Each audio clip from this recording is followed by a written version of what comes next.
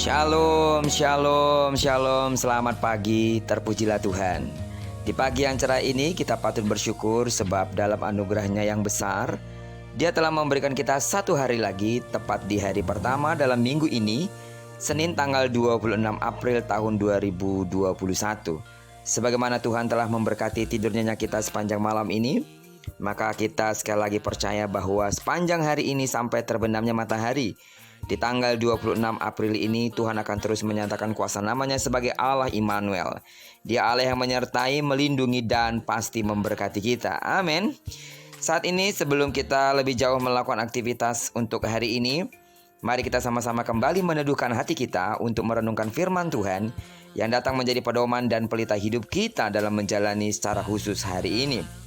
Perenungan kita akan tetap kita ambil dari pembacaan 40 hari bersama kitab Keluaran. Dan hari ini kita telah memasuki di hari yang ke-35. Itu artinya kita akan membaca kitab Keluaran pasalnya yang ke-35, ayat yang pertama sampai dengan ayatnya yang ke-35.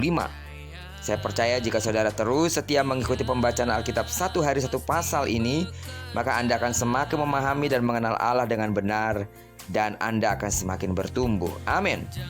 Baiklah, sebagai pengantar renungan kita hari ini, saya akan coba bacakan untuk kita ayatnya yang keempat sampai dengan ayatnya yang kelima. Judul perikopnya adalah persembahan khusus untuk mendirikan kemah suci dan untuk kebaktian di dalamnya. Berkatalah Musa kepada segenap jemaah Israel, inilah firman yang diperintahkan Tuhan, bunyinya, ambillah bagi Tuhan persembahan khusus dari barang kepunyaanmu. Setiap orang yang terdorong hatinya harus membawanya sebagai persembahan khusus kepada Tuhan, emas, perak, tembaga. Kita telah atau akan membaca keseluruhan pasal ini, maka kita akan mendapati bahwa sebagaimana disampaikan Musa kepada umat Israel, persembahan yang berkenan di hati Tuhan bukanlah dilihat dari nominalnya, melainkan yang keluar dari hati yang tergerak, dilakukan dengan sukarela, bukan dalam keadaan terpaksa atau berat hati. Terpaksa adalah berbuat di luar kemauan sendiri karena terdesak oleh keadaan atau pihak lain. Pernyataan ini sesuai dengan apa yang dikatakannya melalui Rasul Paulus dalam suratnya di dalam 2 Korintus pasal 9 ayat yang ke-7 yang menegaskan, hendaklah masing-masing memberikan menurut kerelaan hatinya, jangan dengan sedih hati atau karena terpaksa, sebab Allah mengasihi orang yang memberi dengan sukacita.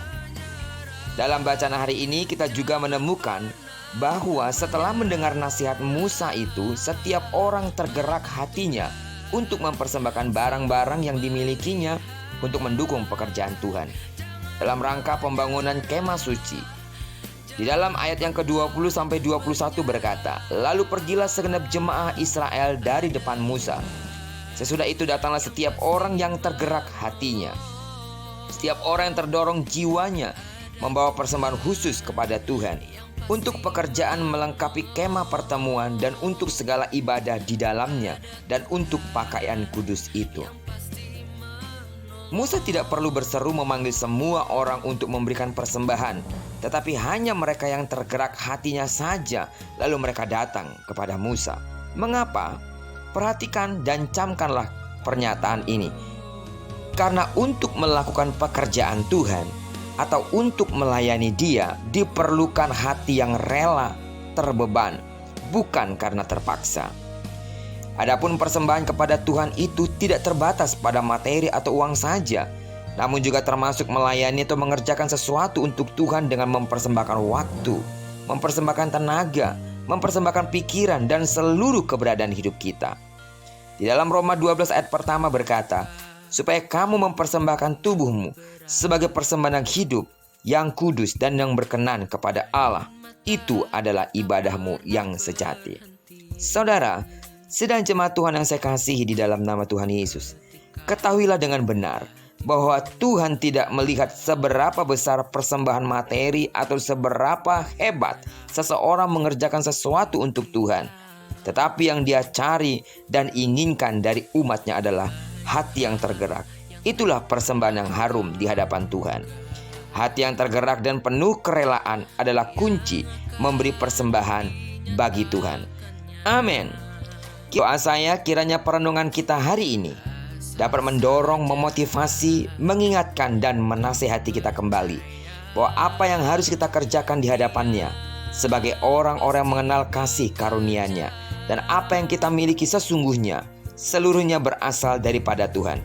Dan jika Tuhan memintakan sesuatu kepada kita, itu artinya Dia menghargakan kita sebagai pemilik sementara, dan Tuhan menginginkan hati yang tergerak untuk memberi bagi pekerjaan Tuhan. Terpujilah nama Tuhan. Diberkatilah kita sepanjang hari ini dan digenapi perjanjiannya bagi kita, bahwa apa yang dikerjakan tangan kanan dan tangan kiri kita dibuatnya berhasil. Kemanapun kaki kanan kaki kiri kita melangkah, di sana kemuliaan Tuhan akan dinyatakan, dan terjadilah itu buat kita. Diberkati kita bersama dengan orang-orang yang kita kasihi, bersama dengan orang-orang yang kita cintai. Terpujilah nama Tuhan. Shalom.